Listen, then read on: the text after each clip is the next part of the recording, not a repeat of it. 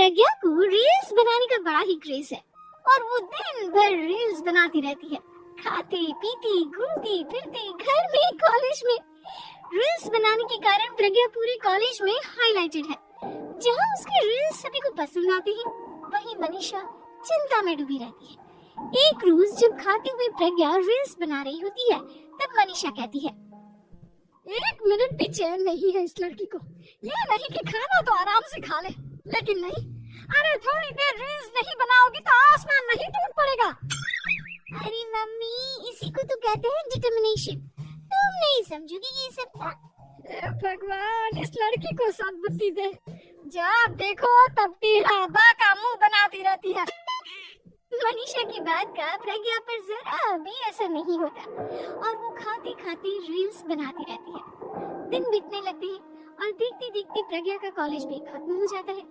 आए दिन कोई ना कोई मनीषा को प्रज्ञा की शादी करवाने का सुझाव दे जाता है। सब ठीक ही कहते हैं, प्रज्ञा की शादी कर देनी चाहिए। अपने घर के काम काज में व्यस्त हो जाएगी तो खुद ही ये रील्स और नाच गाना बंद हो जाएगा। मनीषा और प्रेम प्रज्ञा के लिए एक अच्छा लड़का ढूंढने लगती है और तभी विकी का रिश्ता प्रज्ञा के लिए आता है, जिसने प्रज्ञा को उसकी रील्स देखकर पसंद कर लिया था। अगले दिन विकी अपने माता पिता के साथ प्रज्ञा के घर पहुंच जाता है और प्रज्ञा साड़ी पहने हाथों में चाय की ट्रे लिए उनके सामने आती है। जब विकी को पसंद है तो हमें भी बहू पसंद है। बहन जी, आप बारात की तैयारी कीजिए। एक बार लड़का लड़की अकेले में बात कर ले तो अच्छा रहेगा।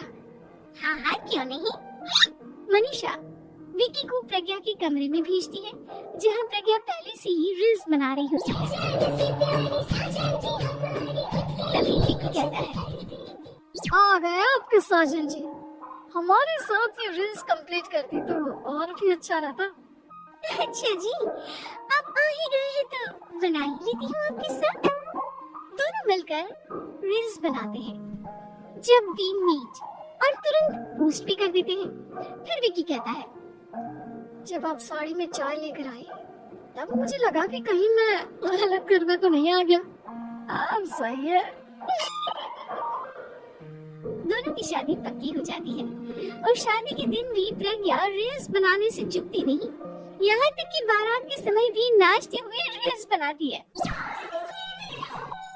सभी लोग प्रज्ञा की तारीफ की कोई बात बोलते हैं और प्रज्ञा नाचती गाती अपने ससुराल चली जाती है। सब कुछ अच्छा चल रहा होता है। प्रज्ञा यहाँ भी दिन भर हर चीज की रील्स बनाती रहती है। लेकिन कुछ दिनों के बाद जब सुनीता कहती है, बहू, ये रील्स के साथ साथ कुछ काम भी कर लिया करो। वैसे तुझे और क्या क्या बनाना आता है? मम्मी जी, वैसे तो सब कहते हैं कि मैं सब कुछ अच्छा बनाती हूँ, लेकिन मुझे लगता है कि मैगी अच्छा बना लेती हूँ। हाँ, कॉफी भी अच्छा बना लेती हूँ और मुंह तो सबसे अच्छा बना लेती हूँ। अच्छा अच्छा। सुनीता अपना माथा पकड़ लेती है और कहती है, बहू, कुछ खाना बनाना भी सीख लेती हूँ। मम्मी जी, मैं लंबी प्लानिंग कर रही हूँ। जल्दी ही मैं इतनी फेमस हो जाऊंगी कि मुझे पैसे मिलने लगेंगे। हम दोनों सास बहू राज करेंगे, राज। नौकर काम करेंगे और लोगों की तो लाइन लगेगी हमसे मिलने के लिए। तेरा दिमाग खराब हो गया है क्या बहू? हंसी मजाक तक ठीक है, लेकिन इस तरह घर नहीं चलते। जितना जल्दी हो इस घर के तौर तरीकों को सीख लो। प्रज्ञा मुंह घुमाकर चली जाती है और तुरंत उसी वक्त एक रील बनाती है। सुनीता का गुस्सा 7वें आसमान पर चला जाता है और विकी के घर आती ही सुनीता उसे सब कुछ बताती है। विकी भी अब प्रज्ञा की इन हरकतों से परेशान हो जाता है।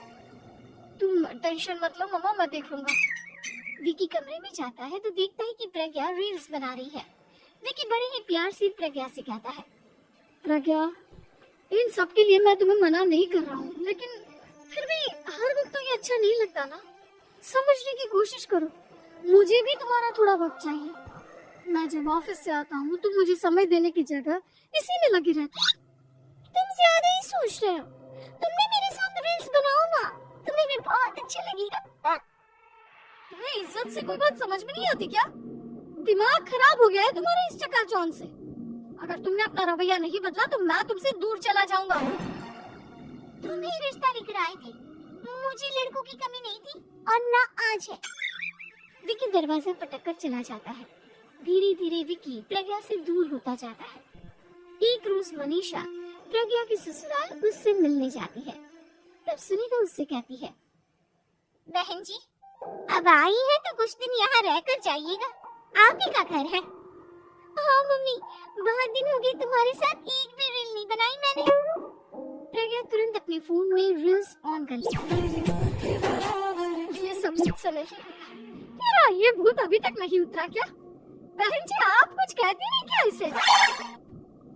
जब आप ही कुछ नहीं कर पाई तो मैं कर ही क्या सकती हूँ। सास तो वैसी ही बदनाम है। शाम को घर की लाइट चली जाती है और मनीषा प्रज्ञा से कहती है, मेरे घुटनों में बहुत दर्द हो रहा है, तो लाइट का कुछ इंतजाम करना बेटा। अच्छा कैंडल जला देती हूँ मम्मा। प्रज्ञा गाती हुई कैंडल जलाती है और खिड़की के पर्दे के पास रख देती है। मनीषा जिसे बहुत दर्द हो रहा है वो सो जाती है और प्रज्ञा हमेशा की तरह अपने ड्रेस में लग जाती है। उधर कैंडल की वजह से पर्दा आग पकड़ लेता है और मनीषा के कमरे में आग लग जाती है। सभी भागते हैं और विकी कमरे की आग बुझाने में लग जाता है, लेकिन तब तक मनीषा आधी जल चुकी थी। मनीषा की हालत देख प्रज्ञा रोने लगती है। विकी मनीषा को तुरंत हॉस्पिटल ले जाता है और उसे एडमिट कराता है। विकी प्रज्ञा से कहता है, देख लिया ना, तुम्हारे इस नाच गाने की वजह से आज तुम्हारी माँ की जान जाते जाते रह गई। अब पता नहीं तुम और क्या चाहती हो। उधर डॉक्टर कहते हैं, इनकी हालत बहुत नाजुक है, आधे से ज्यादा चल चुकी है। प्रज्ञा रोती हुई मंदिर में जाती है और भगवान के आगे जाकर कहती है, भगवान मेरी माँ को ठीक कर दो। मैं कसम खाती हूँ आज से ये रील्स बनाना छोड़ दूंगी, बस मुझे मेरी माँ वापस मिल जाए। 2 दिन बीत जाते हैं और मनीषा खतरे से बाहर आ जाती है। पेशेंट अब ठीक है, आप लोग उनसे मिल सकते हो। सब कोई मनीषा से मिलता है और प्रज्ञा सबके सामने अपना फोन तोड़ देती है। मुझे माफ कर दो मम्मा, मैंने तुम लोगों की बातों को नजरअंदाज किया। बेटा कोई भी चीज जरूरत से ज्यादा खराब है। मैंने तुम्हें रील्स बनाने से कभी मना नहीं किया, लेकिन हर वक्त एक ही चीज तो सही नहीं है। मैं समझ गई हूँ मम्मा, आई एम सॉरी। प्रज्ञा उस दिन से रील्स बनाना छोड़ देती है और पूरी तरह से अपने घर में लग जाती है।